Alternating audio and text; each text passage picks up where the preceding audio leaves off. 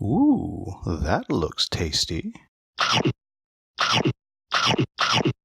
So talking about the Runelords and my final thoughts now that I have, as solo plays, played it a couple of times, I've played the deck building portion a couple of times, and finally gotten a deck build all the way through a competitive PvP experience against the designer John, which there is a solo playthrough that you can check out if you like. And now that I've really experienced all of it and gotten to read some of the novels as well, I wanted to circle back and just kind of give my final thoughts on the Runelords, because I put out a lot of videos that have to do with the different modes and so on. And so, starting with what I like about the game, I do think that they've done a good job of capturing what makes the world of the Runelords special. I think they've done a good job of capturing that rune magic, those endowments, and how that works, and making the Runelords just so much more powerful than the average soldier. And I think that's really cool and really well done. As I've mentioned before, I do enjoy the art in the game. I think it's just on target with what I imagine the world to be. And then moving into the game itself, I enjoy the deck building aspect, the sovereignty stage. I think it's fun. I think it's a neat challenge. And I think what it really does well is it lets you create an army, and that army will dictate how you're going to play your next match. If you watch the playthrough video, I entered that game fully intending to have an army out there that had lots of support cards and lots of equipment, but it just didn't work out that way. I wound up with this really powerful Runelord, and that completely altered how I played the game when I played against John, and I really enjoyed that. Along with that, I do think that the creation of your army is a fun little mini game. And in the video, it took about a little over an hour or so. It really probably takes about 40 minutes. We did a lot of explaining and chatting as we went. And I just think it's a lot of fun. It's a great thing that you can do the day before. You could load up the tabletop simulator. I believe they're talking about having an app for it. And all of that, I think, is just a wonderful addition to the game. And I really am a fan. Now, talking about the might stage, the combat stage, as I said before, I think the combat system itself is good. It's not hard to understand it. It's relatively simple. There's a little bit of positioning stuff you have to deal with. There's some different terrains that you have to deal with. But overall, it's fairly simple to understand the basics of how that works. What I really like about it is the use of the deck.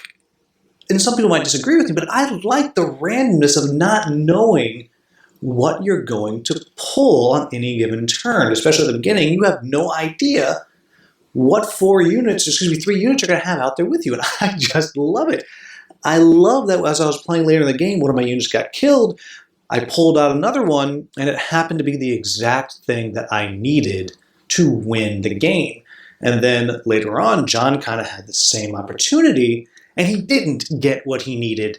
But then the beauty of the game is there are enough options that he was able to still almost come back from the brink of despair and win the game. And I just think that is just fantastic. And again, playing 1 versus 1 PvP, it didn't take all that long. It took us probably an hour and 20 minutes or so. And again, that was with a lot of talking and some explanations. And so I like that as well. But more importantly, what I like about the game is it is an epic feeling experience. We probably played for maybe 3 hours, but it felt like we had gone through this entire campaign, this entire war. At the end of it, it wasn't even lunchtime yet. And so I just think that's just great that you can have that feeling without actually taking a whole day. So what are my quibbles with the game? And this will echo what I've said prior. The main thing is that it is a lot. There is a lot that you have to internalize to truly master the game and to really be able to dive in and go for it. There are a lot of rules in the PvP, a lot of things that you have to keep track of as you're trying to figure out what number do I need to roll to hit. Okay, well, I have this bonus, but I have this magic item. Well, he has this magic item, but I'm flanking, but I'm not flanking from the back. I'm flanking from the side, and so on and so on. Or I'm flying, so that means I can ignore this thing, but I can't ignore this. And it also means that they can always hit me if they're shooting, and so on and so forth. And it's a lot. None of it is hard at all. But it's just a lot of things that you have to track. And there are some, and it just takes a little while to figure that out. And then if you combine that with the sovereignty stage, it just can feel a bit daunting to kind of dive in. And I don't think it is, but it definitely feels that way. This is not a light game if you want the full experience. It just isn't. It's a fun game, and I like the game, but it's not a light game. And so that is it, folks. I think, one, if you like the Runelords books, then this is a must-own. I think it really does get the vibe of the game, of the stories, I should say. I think it really does get the vibe of the stories. It feels epic, like the books feel epic.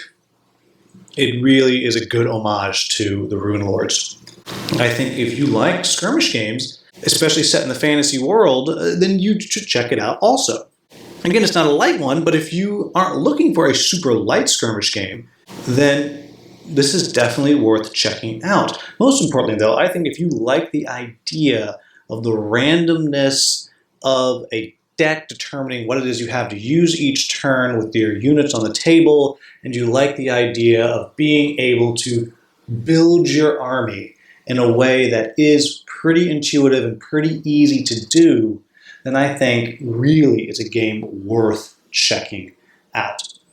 So there you have it, folks. That is the Runelords. I've truly enjoyed my time that I had with it, had I got to play it. I no longer have the prototype. John took it back, but I really enjoyed it, and I think that this is going to be a Kickstarter that you're going to want to check out if any of that sounds good to you. So there you have it, folks. If you found this video helpful, please like, subscribe, share, all those things. As always, thank you so very much for watching. Have a wonderful, wonderful day.